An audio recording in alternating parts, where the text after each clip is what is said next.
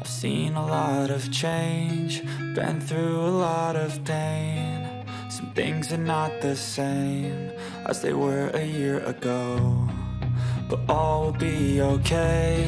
I move on each and every day. The past is where it stays, way back a year ago. Hello everybody, welcome back to our Diego Simeone Recreation series. Okay, so we've got Liverpool in the Champions League. In today's episode, we're going to play Elche away in the league after that. I played the Getafe game off camera. We won 7-1. So, I mean, I did play the first team. I did think, should I rotate for the Champions League? Do I risk the league a little bit for it? And I just thought, not right now. Maybe later on, if we're going to confirm the league, if we stay this far ahead, we could potentially do it. But obviously, the league is essential. We can't call this a successful recreation without winning the league, but we don't have to win the Champions League. So that was the thinking, really. So it was pretty much the first team, but I did rotate a lot of players. A lot of the players came off early. I think I made all 5 subs by like the 50th, 52nd, 54th minute. It was quite early subs. We won 7-1. So the league table looks like this. We are 11 points to go to the top of the league. It's looking good. We still have to play Barcelona Madrid both away, but right now, looking quite good. 13 goals conceded. 13 to play. I don't know.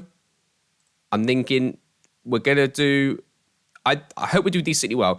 But it could come falling apart quite quickly, though. I know it sounds stupid, 11 points ahead, but the reason is, let's say Elche and Celta Vigo away, both tough games, right? I think we'll drop points in one of those two. Could be a draw. It could be a draw, but let's say that gets our lead down to 9.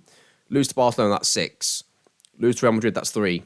You know, it can all of a sudden, and that's quite realistic for us to drop points in those 3 games and for those teams behind us to win all of theirs. Like, it's not trying to go too far to make it happen, you know.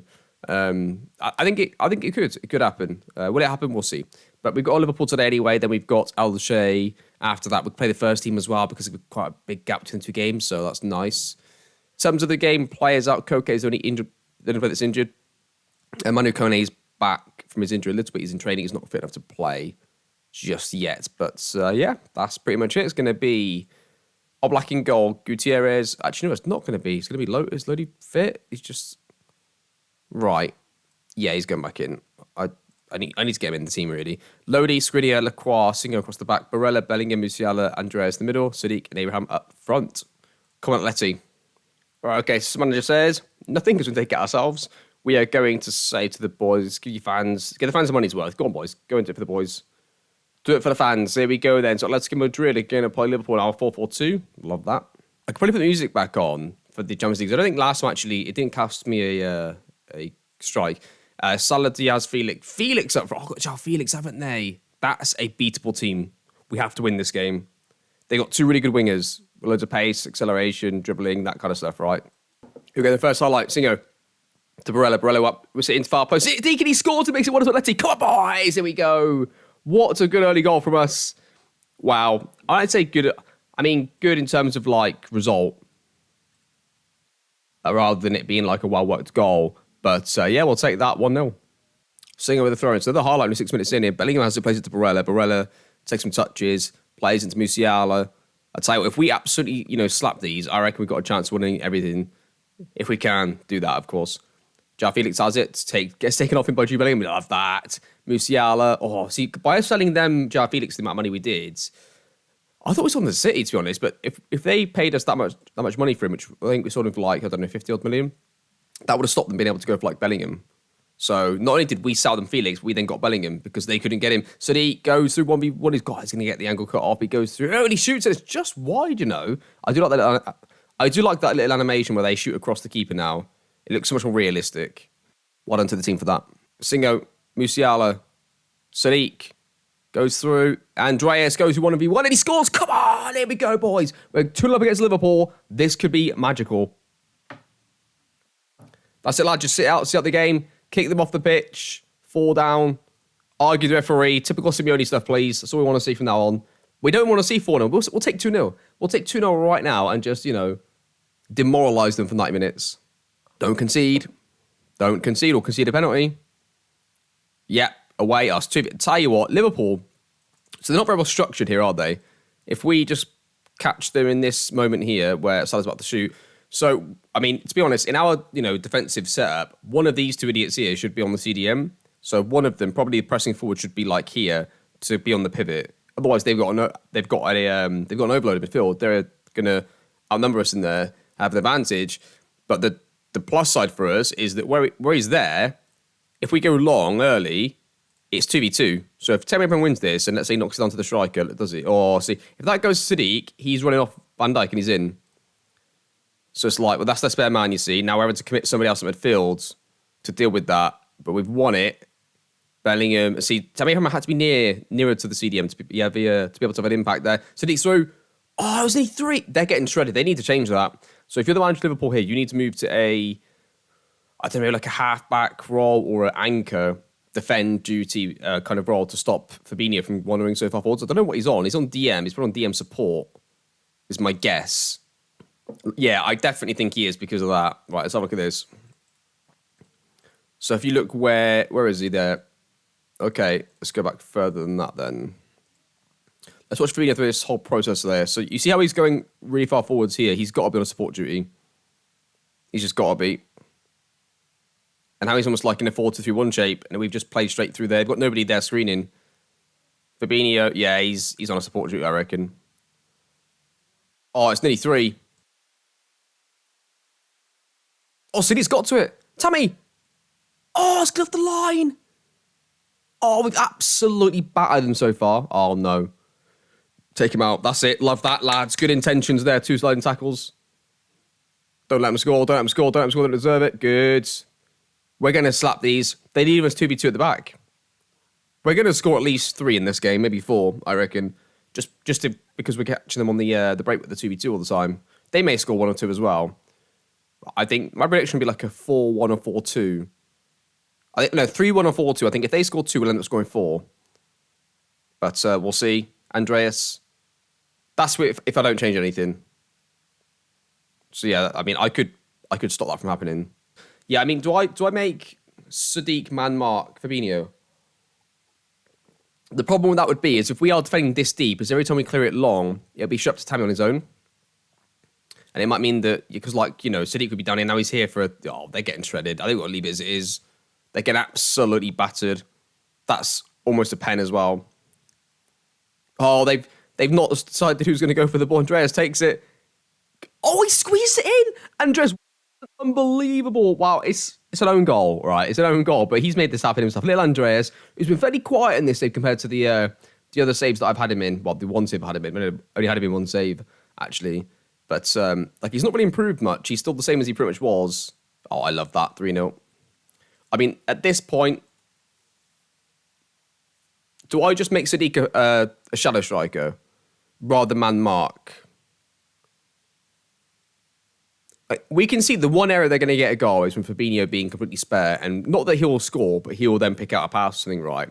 So let's just man mark him. Singo's got it, throws it in to nobody. Musiala takes it off the players and gives it to Lacroix, who's got option. Okay, he's gone straight back in here, fair enough. Singo goes and plays it across. Tammy, it should have been 4. It should have been 4. This is incredible. Okay, Renalodi's going to come off. We're going to put on Gutierrez because Renalodi's still come back from his previous long-term injury. Andreas can come off and put on... I'd just not do that. Let's just do 1 sub. Okay, I'm going to bring on Buendia for Andreas. And I think we'll bring on somebody for Umar Sadiq just to have more fresh legs running back to track the CDM more. Just so we have a fresh player in there doing that sort of job. 2 minutes left, 1 minute left. And that is game over 3-0 to Atletico Madrid. And it was about the most dominant performance that you could have out of possession as a low block out of possession team to win 3-0 the way that we did. We were constantly in control, right? They had the ball 25 to 30 yards from our goal almost the entire game. However, they weren't balanced. We were balanced and structured. They weren't. And every time they'd lose it, we'd hit them on the counter. We gave them an overload where they weren't that dangerous and we're able to stay. If you're going to gift them a spare man in midfield, you've got to be very, very structured with 2 lines of 4, which is normally what ends up happening there. It's 2 lines of 4 and they've got 3-man midfield and you've only got your 2 strikers that are both up front, not really coming back to support the defence quick enough.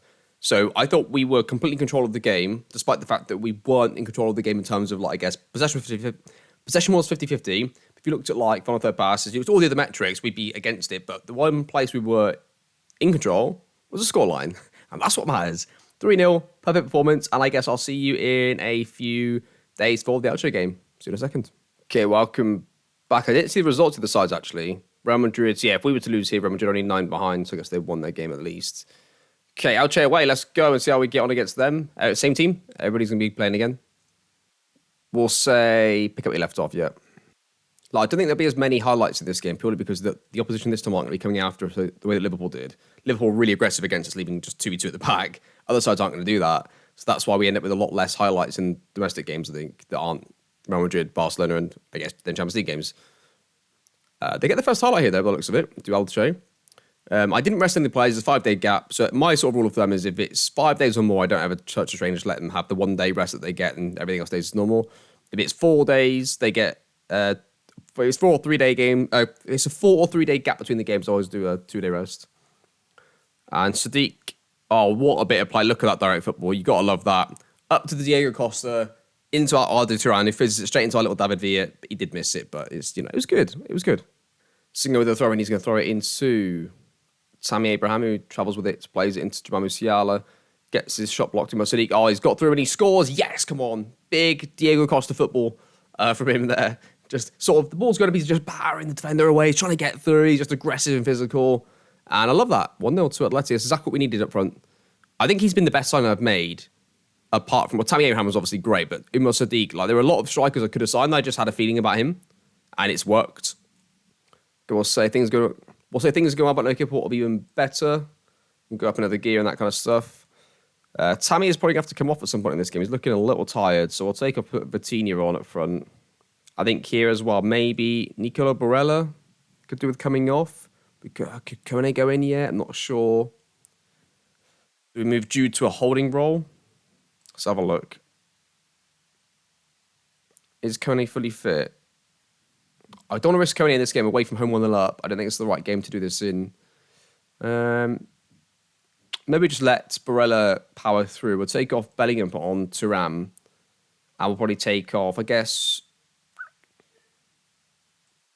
Musiala can go off and Buendia can go on. Highlight here. It's going to be a highlight for Elche at the start at the very least. They're going to have the ball. They're going to play it in behind. And then Lodi's going to get to it. Probably might have to come off at some point. That was dangerous, Renan. What the fuck was that, mate?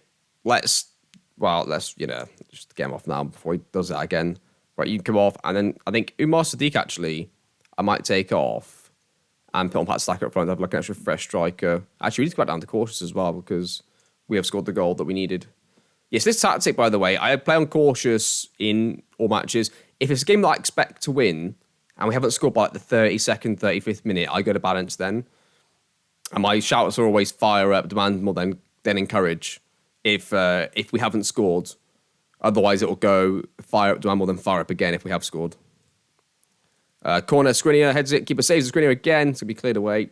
Let's go with our defensive tactic then. Time wasting up. Hopefully that should see out the game for a 1-0 win.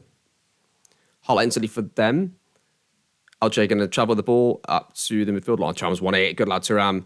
We've got so many good physical players that are aggressive as well, which is very important. But when it doesn't quite get to it, so they're going to get the ball to their goalkeeper. They're going to go long, I would expect. The striker should be going central here. That's it. Now at the pitch. Good. Okay, we're all set now. We're all set. What we're going to do here, we're going to force them into a... Well, we seem to have them overloaded everywhere in our favour on this side. If they keep going on this side, now they've got a spare player who's completely free in the middle there. Or they've tried to fizz that into somebody else, going a bit too direct, trying to get the game back. Is Vitinha going to get to this? He does. Vitinha goes through. He's going to shoot, and he's going to score 2-0 Atleti. Game over. Next one, please. There we go, boys. Well done. We'll say, well done, lads. Good win for us. Nice. Okay, move on to... Well, next thing we Celta Vigo for me off camera. So, nice. Let's have a quick look at the league table then. So that puts us 12 points clear of Real Madrid with only now 12 games to go. So I think if you can keep yourself that many points ahead of the games that are left, you're normally in a really good position, right? Like if you're there's 4 games to go and you're 4 points clear, pretty good position to be in. If you follow that way through. So 12 points clear, 12 games to go is pretty good, I would say, even with the 2 tough games coming up. So in terms of the next episode then, I think it's really obvious, isn't it? We come back for Liverpool and then we play Barcelona away. So crucial game there against them. And we could draw points before then. We've got Celta Vigo away who are 9th, then Villarreal at home who are 3rd. So we'll see. We might come back and it could be in a crisis mode, having bottled 2 games, lose that one, go into that one. I don't think that's going to happen, but it could.